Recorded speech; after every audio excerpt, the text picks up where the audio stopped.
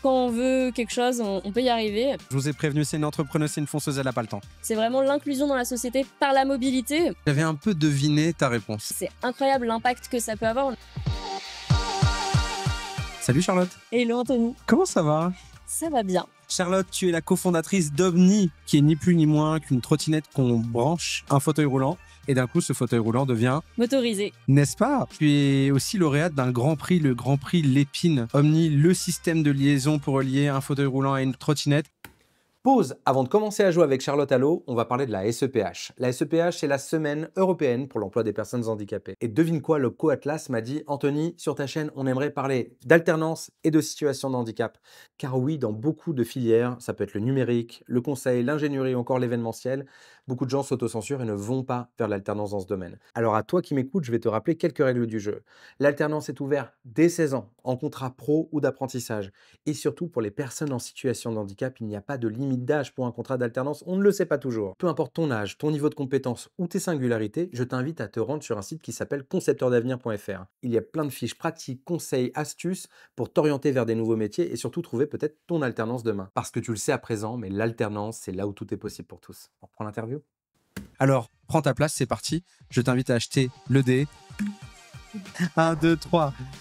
Prends-en de la graine. La carte s'appelle entrepreneur. Est-ce que c'est moins facile quand on est une femme? Est-ce que c'est encore moins facile quand on est en situation de handicap ou pas? Moi, j'ai eu la chance d'entreprendre avec mes associés. Ils sont deux, n'est-ce pas? Ils sont 3 et au début, ils étaient même 4. Waouh. Et donc, c'est vrai qu'on est hyper complémentaires et on avance ensemble. Donc, je vois pas forcément de différence spécifique au fait que je sois une femme entrepreneuse parce qu'on est une équipe finalement d'associés. Mais par contre, c'est vrai qu'au quotidien, le fait d'être en situation de handicap, il y a quand même une fatigabilité qui est quand même importante. Et donc, je pense qu'il faut donner beaucoup plus pour être autant que les autres. Et moi, depuis que je suis toute petite, j'ai toujours voulu montrer que c'était pas un problème d'être en situation de handicap et d'en faire des caisses et de faire mieux que n'importe qui, mieux que ce que je pouvais faire. Et donc, j'ai toujours tout fait pour m'en donner les moyens. Quand on veut quelque chose, on peut y arriver. Mais c'est sûr qu'avoir un handicap, c'est pas forcément C'est évident. pas toujours simple. Tu sais pourquoi je t'ai lancé sur cette question? Parce que j'avais un peu deviné ta réponse. Parce que je te vois en tant que battante et toujours avec l'agnac, l'envie de réussir, etc. Tu as une détermination qui est folle. Du coup, ma deuxième question, c'est quoi ta formule magique? Ma formule magique, c'est, je pense, d'être bien entouré et de pouvoir s'appuyer aussi sur les autres, s'entourer d'experts pour nous aider à avancer et à développer la boîte et d'avoir la chance d'avoir une bonne équipe. Aujourd'hui, une équipe de 10. Et donc, ouais, on a une chouette équipe aujourd'hui qui nous permet d'avancer. Magnifique. Allez, je te laisse continuer.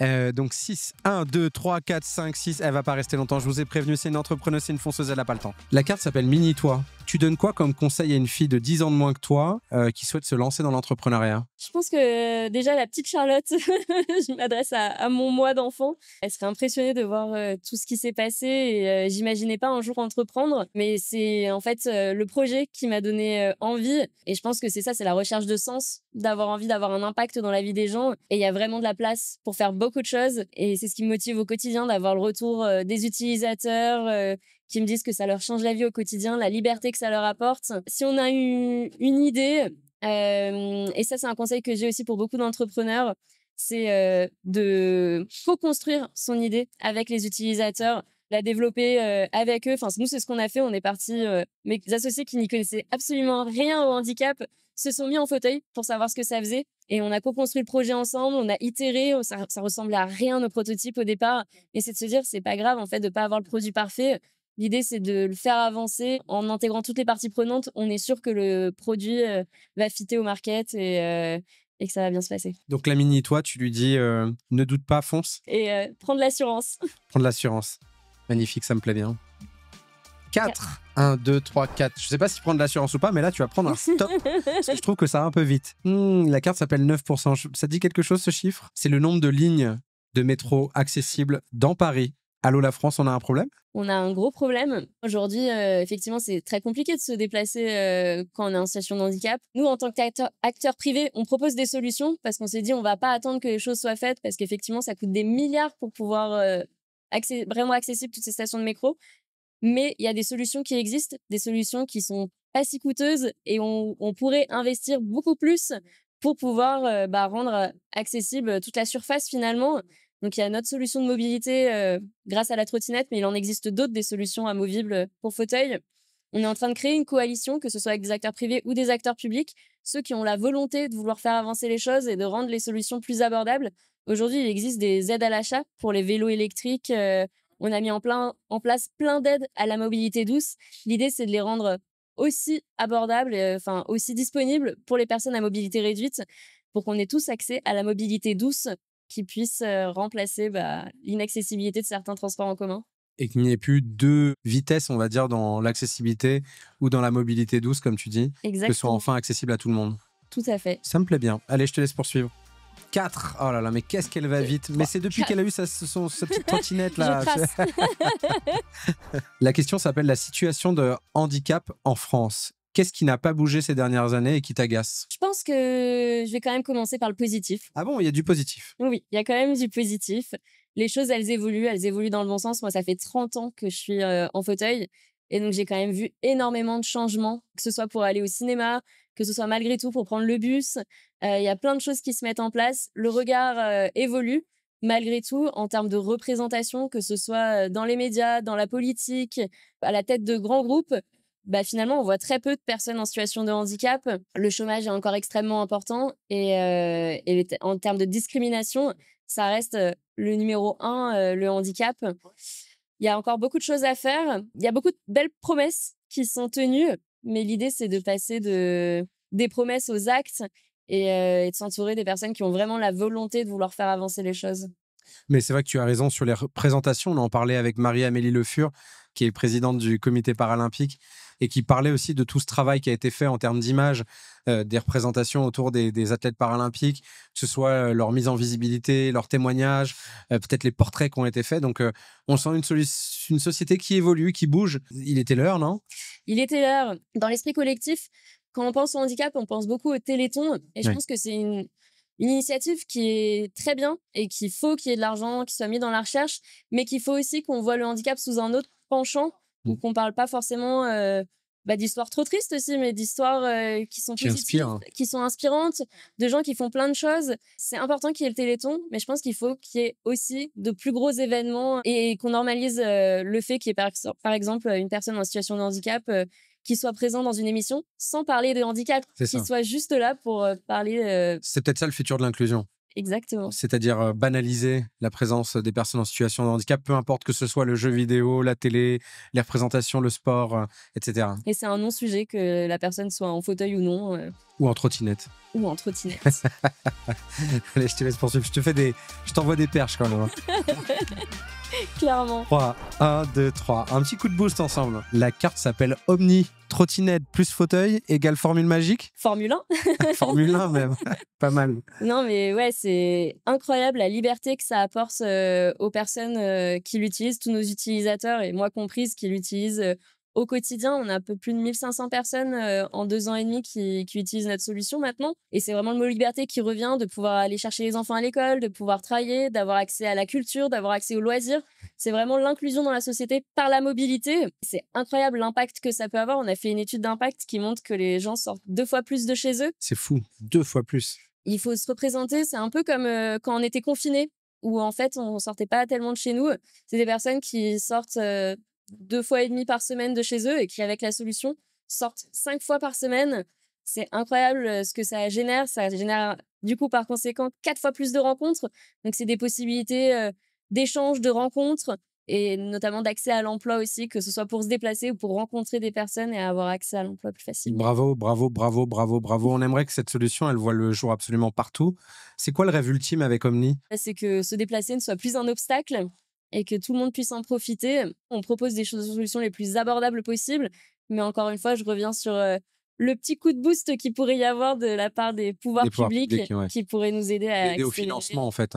Pour les utilisateurs, pour lesquels le budget reste compliqué. Et comme tu dis, en fait, la mobilité douce, c'est-à-dire qu'il vaut mieux être équipé son siège d'une trottinette électrique plutôt que de prendre un gros véhicule adapté qui va polluer ou qui va Ouais, et puis c'est des mobiliser. économies par rapport aux véhicules partagés qui peuvent être mis en place par la région. c'est un gros coup d'économie aussi de pouvoir. Et c'est super complémentaire. Avant que tout le monde soit équipé, bon, bah, il y a aussi ce travail qui doit être fait sur les transports tels qu'ils existent aujourd'hui.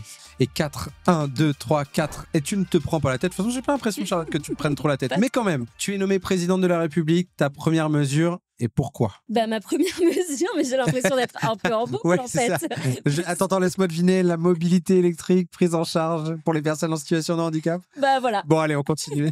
au niveau État, région et collectivité. Bon, je crois que le message est passé, hein. Si un décideur public nous écoute, je pense que là, il a compris le message. 1, 2, 3. Erreur, c'est le nom de la carte. L'erreur que tu ne commettrais plus si tu devais relancer une boîte. Parce qu'on en a fait des erreurs, hein. Et s'il y en avait une grosse où tu te dis, celle-là, si on m'avait prévenu avant. Au début, on était un peu naïfs. On s'imaginait que on avait notre prototype, qu'en 6 mois, ce serait plié, que ce serait commercialisé. Et finalement, non, ça nous a pris beaucoup plus de temps pour développer la solution. 2 ans et demi pour poser tous les brevets, pour prototyper. Et je pense que ce que je disais de ne pas attendre le produit parfait pour se lancer, c'est important et de le faire évoluer au fur et à mesure avec les utilisateurs et d'y aller plus vite. Ça t'est déjà arrivé dans la rue de croiser quelqu'un équipé d'Omni et te dire, ah, petite fierté parce que tu te dis, bon, on se connaît pas, mais c'est moi qui suis derrière. Ouais, carrément. Et puis en plus, tous les gens qui me connaissent et qui envoient, du coup, parfois m'envoient des photos en secret. Ah oui, je regarde. J'ai trouvé un Omni Rider et c'est drôle ce que ça suscite. Et même les gens qu'on croise aussi sur les pistes cyclables qui me disent ah, mais je connais, j'ai vu, c'est génial. Et de voir qu'il y en a de plus en plus. Et c'est effectivement très drôle aussi de voir la réaction des gens sur les pistes cyclables qui se disent mais j'ai envie de l'essayer ce truc, ça bombarde, ça décomplexifie complètement les échanges et le regard qu'on peut avoir sur le handicap où le fauteuil peut faire peur. Et là, en l'associant à une trottinette, Ça rend ça cool. c'est beaucoup plus fluide. Les gens, ça enlève cette petite barrière qu'il peut y avoir d'appréhension. C'est vrai que ça ressemble presque à un petit vélo à présent, quand tu as cette roue avant. Ouais, On a l'impression que c'est un petit tricycle, c'est ça. On me dit aussi parfois un petit kart. un petit kart. D'ailleurs, on a fait un omni-kart avec l'équipe. Omni-kart. On a loué un karting et on a fait une course d'omni-trot sur le karting. C'était génial. Mais ce qui est bien, c'est que tu as rendu ça cool presque, en fait, avec Omni, non? L'objectif, c'est vraiment de se séparer de l'aspect médical. On veut pas être un objet médical. On ne parle pas à des patients, on parle à des utilisateurs. On veut que les gens prennent plaisir à se déplacer et être dans quelque chose de fun, mais qui est vraiment performant et qui apporte une vraie liberté au quotidien. Et c'est presque ça la révolution aussi derrière. Parce qu'en fait, en recréant du lien avec deux objets qui n'avaient a priori rien à voir, tu recrées du lien, du cool, du plaisir aussi. Et puis ce chiffre qui est quand même fou sur ces personnes qui sortent 2 fois plus parce que tu les as équipées d'une mobilité électrique, quoi. Ouais, non, c'est Tu t'attendais à un tel chiffre, un tel impact? Je me rendais pas forcément compte parce que c'est vrai que comme moi je suis en fauteuil depuis toujours, mes parents m'ont toujours poussée à beaucoup sortir, à faire plein de choses, à voyager, à bouger au quotidien. Donc c'est vrai que moi, dans mon prisme, je me déplaçais déjà beaucoup. Mais à travers Omni, je me suis aussi ouverte au handicap où je reconnais que moi-même, j'avais une appréhension à être avec d'autres gens en situation de handicap en me disant non mais j'ai pas envie d'être stigmatisée, j'ai pas envie de rester que avec des personnes en situation de handicap. Et à travers Omni, je me suis ouvert l'esprit. J'ai rencontré plein de personnes qui font plein de choses incroyables. Et effectivement, ouais, je me suis rendu compte de l'impact que ça avait dans leur vie, à quel point ça les aidait au quotidien. C'est fou. Et bravo pour ça. Ouh. 1, 2, 3, 4, 5, 6. Te prends pas la tête. Magnifique. Allez. Pour bien finir. Tu remportes de nombreux prix. Pépite 2022, Startup et Handicap, Orchestre Métropolitain, Publicis, MyCom for Impact. Lequel a le plus de valeur à tes yeux et pourquoi? Je pense que ça a été le prix Simone Veil que j'ai reçu de la région Île-de-France parce que c'est un symbole qui est assez fort et de montrer en plus dans un concours qui n'était pas forcément lié au handicap mais de manière générale de faire valoir cet impact-là pour les personnes en situation de handicap.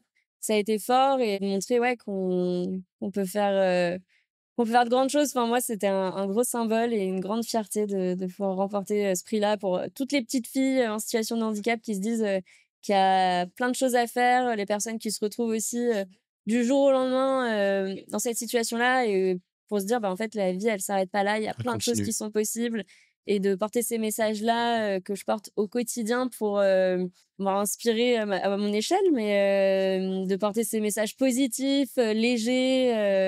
Et tu le fais à merveille. C'est gentil. Je te laisse tirer les dés une dernière fois parce que j'ai l'impression que on y est presque. Et, Oh là là, waouh, elle a pris sa place. Du coup, j'ai 2 questions pour toi pour finir ce Prends ta place ensemble. C'est déjà, est-ce que tu estimes aujourd'hui avoir pris ta place? Et si te restait un grand rêve, ce serait lequel? Bah alors oui, j'ai pris ma place. Ouais. En tant que créatrice d'entreprise? En tant que créatrice d'entreprise et aussi un peu en tant que créatrice de contenu finalement, où je me développe sur Instagram pour porter ces messages-là, ces messages dont je parlais d'inclusion avec un ton léger, de l'humour, de se dire on n'est pas obligé de prendre un ton de drama queen pour parler de handicap. Les gens ont beaucoup de second degré et l'idée c'est de montrer que justement on est des gens normaux, on est juste un tout petit peu plus bas, mais on peut avoir des discussions normales et il faut nous parler normalement, on peut faire plein de choses, entreprendre, travailler. Et ouais, c'est important pour moi que les regards changent sur le handicap. Et ton grand rêve, s'il en restait un? Bah, c'est que ouais, on voit plus mon fauteuil comme une bizarrerie, mais que on me croise, on me parle normalement, comme si tout ça n'était pas un sujet. Et je pense que moi, j'y crois fort. Je pense que si tout le monde y croit, on va vraiment faire avancer les choses. Merci pour ton temps ensemble. Et Merci. on te souhaite énormément de réussite, de bonnes ondes, de clients et de développement pour ta boîte. Merci. Bravo pour tout ce que tu fais pour changer le regard du handicap en France et surtout pour faire avancer tout le monde un peu plus vite parce que c'est quand même ça la force d'Omni. Ouais, c'est cette et je suis pas solution. toute seule. Et t'es pas toute seule. Bravo à tes équipes, bravo pour tout ce que tu fais.